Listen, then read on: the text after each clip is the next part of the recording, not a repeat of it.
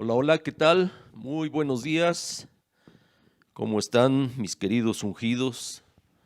Pues ya estamos aquí listos un domingo más, hoy 5 de marzo del 2022. ¿6? ¿Hoy estamos a 6?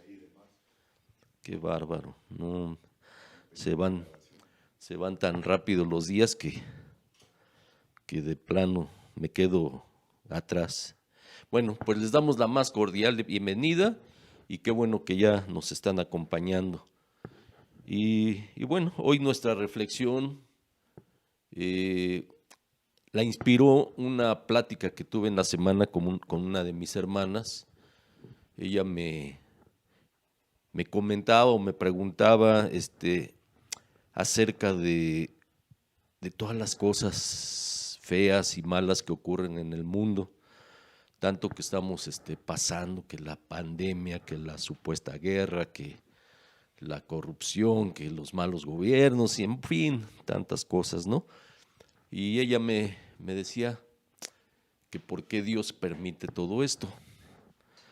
Y bueno, en la reflexión del día de hoy, así en una forma muy breve y muy concisa, voy a tratar de responder esta pregunta y le vamos a llamar a esta reflexión las infecciones espirituales. Y para ello me voy a basar en el Salmo 136, en Primera de Juan, capítulo 2, y el libro de Daniel, capítulos 7 y 8. Y justo en esta semana estaba leyendo la biografía de Joseph Lister. No sé si han escuchado hablar de él. Él fue un médico del siglo XIX y él es conocido como el padre de la cirugía antiséptica. En aquel entonces a Lister le preocupaba el alto número de pacientes que morían a causa de infecciones después de ser operados. Y él llegó a la conclusión de que había una cantidad infinita de microbios invisibles al simple ojo y que eran los que estaban causando las infecciones que provocaban la muerte de muchos de estos pacientes. Y él empezó a desarrollar una serie de soluciones antisépticas con las cuales se trataban las heridas ya después de la operación. Y como era de esperar, la proporción de pacientes que morían a causa de estas infecciones pues empezó a disminuir drásticamente. Y déjame decirte que de forma similar, de una manera como, así como haciendo una analogía, también hay fuerzas espirituales malignas que obran en nuestro mundo hoy en día. Y así como los microbios, tampoco podemos ver esas fuerzas espirituales, pero al igual que esos microbios, causan estragos en la vida de las personas y hacen que caigan en la tentación, promueven a gente maligna dirigiendo los gobiernos, manipulan las emociones, todas las emociones humanas y nos desgarran, nos destruyen, en fin, y hasta nos matan estas fuerzas espirituales. Y al igual que los contemporáneos de este doctor Lister, hubo quienes desecharon su teoría de los microbios destructivos. Actualmente mucha gente, así como estas personas ignoraban a Lister, actualmente mucha gente ignora, rechaza o simplemente no cree que realmente existan estas fuerzas espirituales malignas. Pero los que sí creemos, quiero decirte que en los versículos que vamos a ver hoy encontraremos 3 poderosos antisépticos espirituales, podríamos llamarles, contra esas fuerzas destructivas y es vital que aprendamos a utilizarlas. Y para empezar, en el Salmo 136 nos habla del primer antiséptico, y ese sería: da gracias a Dios constantemente. De eso nos habla este versículo. En el Antiguo Testamento los enemigos eran con frecuencia ataques físicos, mientras que en el Nuevo Testamento más bien se enfoca en los ataques espirituales, pero el resultado a final de cuentas es el mismo. Dios promete rescatarnos de todos nuestros enemigos. Y en estos versículos el salmista da gracias por lo que Dios ha hecho y agradece a Dios en particular por liberarnos de nuestros enemigos. Así que el primer antiséptico es constantemente dar gracias a Dios por todas las bendiciones que nos provee. Y en Primera de Juan, capítulo 2, específicamente del versículo 12 al 27, podemos analizar el segundo antiséptico, que nos dice: permanece cerca de Jesús. Estos versículos nos hablan de que la batalla básicamente es contra 4 poderosos microbios que nos están acechando. Y estos son los siguientes. El número 1, el enemigo inmerso en nosotros, o sea, el pecado. Y de este enemigo Jesús nos ha rescatado, dice el versículo 12: les escribo a ustedes, queridos hijos, porque sus pecados han sido perdonados en el nombre de Cristo Jesús. El número 2 dice: el enemigo alrededor de nosotros, que es el mundo. Dice la primera de Juan en el capítulo 1, de acuerdo a la versión El Mensaje, en sus versículos 16 y 17 dice: no ames los caminos del mundo, no ames los bienes del mundo. El amor al mundo anula al Padre. Lo voy a repetir: el amor al mundo anula el amor al Padre.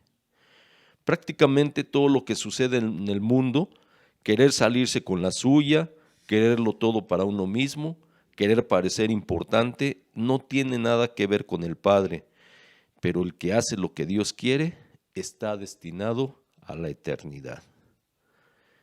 Y el número 3, que desde mi punto de vista es el más peligroso, el más poderoso, y habla de el enemigo sobre nosotros, que es el demonio. Yo creo que este es el enemigo más poderoso, y justamente el pastor en estas últimas semanas nos está hablando acerca de este enemigo y nos habla de conocer a este enemigo, tratar de conocerlo justamente para poder combatirlo. Y realmente es un enemigo muy poderoso, y para muestra no tenemos que ir muy lejos. Justo ayer, cuando terminaba yo de estructurar esta reflexión, me puse a ver un poco las noticias deportivas, que es lo que a mí me llama más la atención, y justamente apareció una noticia impactante de lo que sucedió en Querétaro el día de ayer. Seguramente ustedes están enterados de todo lo que ya sucedió ahí. Y viendo todo eso que sucedió, definitivamente no puedo menos que imaginar que una persona en su sano juicio no creo que sea capaz de hacer lo que estas personas hicieron el día de ayer. Y eso me convence aún más que definitivamente estos entes, y digo entes, no les puedo decir personas ni humanos ni nada por el estilo, definitivamente estaban o están poseídos por una fuerza maligna extraordinaria que los hace actuar de esa manera. Y ese enemigo es el demonio, no es otro. definitivamente.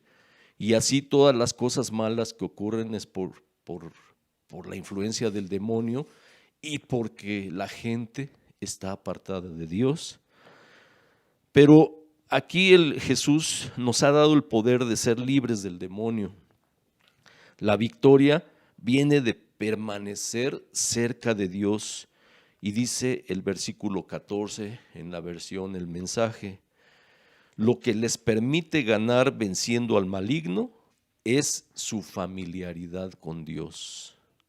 Lo voy a repetir.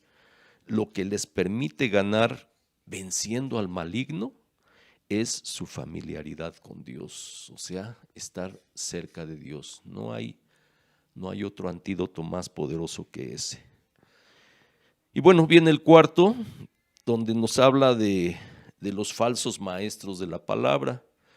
En estos versículos Juan nos advierte contra los falsos maestros y anima a los lectores a permanecer bien lejos de esas falsas enseñanzas, sufrayando algunas de las características que hacen que podamos identificar a esos falsos maestros.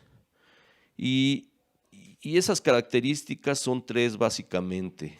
Una es que hablan mentiras acerca de Jesús, abandonan la comunidad, o sea, la iglesia, porque ellos estaban en la iglesia y después la abandonaron. Y el 3, confunden a la gente mediante engaños.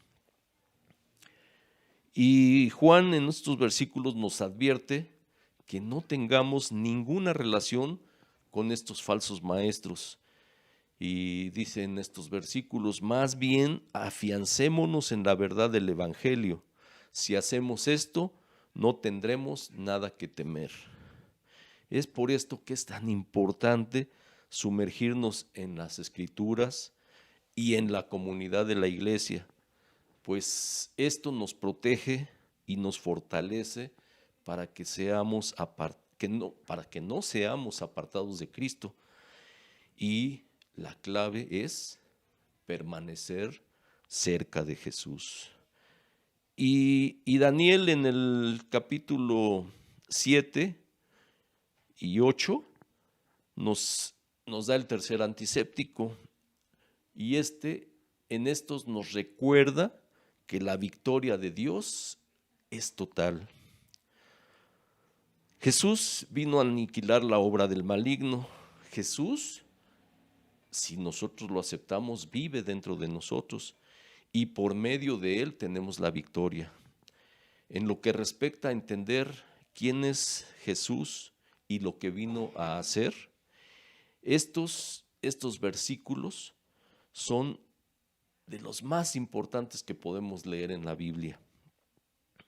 Dios habló a Daniel por medio de sueños y visiones que tuvo mientras estaba durmiendo. Y Daniel tuvo un sueño muy real sobre la guerra espiritual y se dio cumplimiento histórico inmediato de su visión en esos sueños. Y por ejemplo, él hablaba de las cuatro bestias que representan cuatro reinos. En aquel entonces era el imperio babilónico, el imperio persa, el imperio griego y finalmente el imperio romano. Pero ese sueño y esa visión tuvieron un cumplimiento muchísimo mayor, como dicen los versículos 11 al 26. Daniel vio que llegaría un tiempo en que el mal sería destruido completamente y erradicado de la tierra, en el que Dios ejercería dominio absoluto y eterno sobre el universo entero. También en estos versículos se indica que vio una gran victoria para el pueblo de Dios, y además de esto, Daniel vio que la victoria sería conseguida por una figura mesiánica, alguien parecido a un hijo de hombre. Y ahora sabemos que que esa figura se refería a Jesús. Claramente, este pasaje tuvo un impacto en Jesús y la manera que él se entendía a sí mismo. Él con frecuencia utilizaba esa expresión, hijo del hombre, para describirse a sí mismo. Y ¿sabían ustedes que esta expresión aparece 82 veces en los evangelios y todas pronunciadas por Jesús? Y bueno, en resumen, hermanas, hermanos, en su gran amor por nosotros, Jesús sufrió en representación de toda la raza humana para que pudiésemos ser rescatados de todas las fuerzas espirituales del mal que actúan en este mundo. Pero un día tenemos la promesa de que Jesús regresará como prometió y la victoria será total contra esas fuerzas espirituales. Pero mientras tanto, pues no dejemos de darle gracias por ese sacrificio. Nunca jamás nos separemos de Él. No vayamos para atrás bajo ninguna circunstancia y confiemos que, aunque siempre parece que el mal y los malos triunfan, al final Dios terminará con ellos. Vamos a orar. Señor, gracias porque nos has rescatado mediante la cruz y la resurrección de Jesucristo. Gracias porque tu amor perdura para siempre.